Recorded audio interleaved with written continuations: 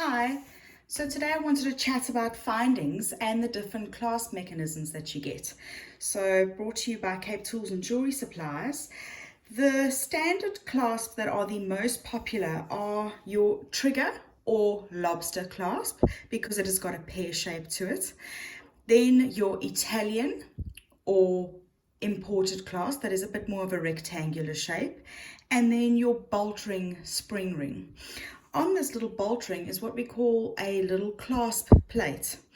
Generally, when you are using normal jump rings with stringing or putting straight into clasp, they do wear down quite quickly.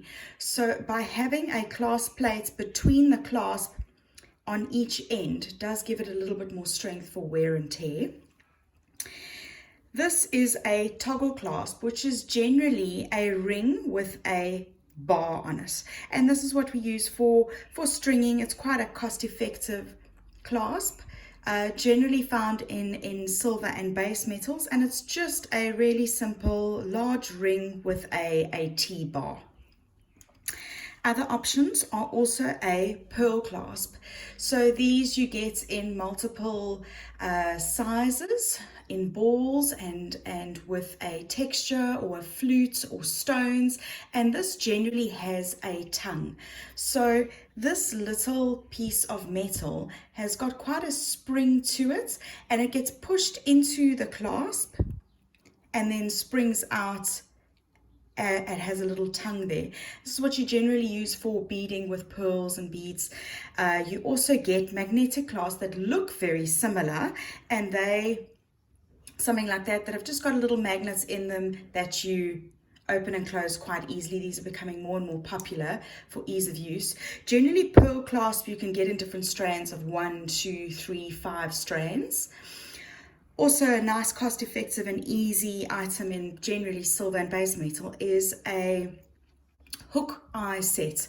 So this is the eye and this is the hook, and it will generally just work with cord and leather that you would put into the little tube that you get in different diameters. You just glue it in, very, very quick and easy. Another more complicated clasp is a signoretti clasp. So this looks very similar to your bolt ring or your spring ring. It's just larger for a few more chunkier pieces. It has got a spring inside it. All clasps like your lobster trigger, your bolt ring and your Italian clasp all have springs in them. So if you use too much heat when soldering, that spring completely becomes annealed and your clasp no longer works. So you need to be very careful in the item that you choose for closing your bracelet or chain.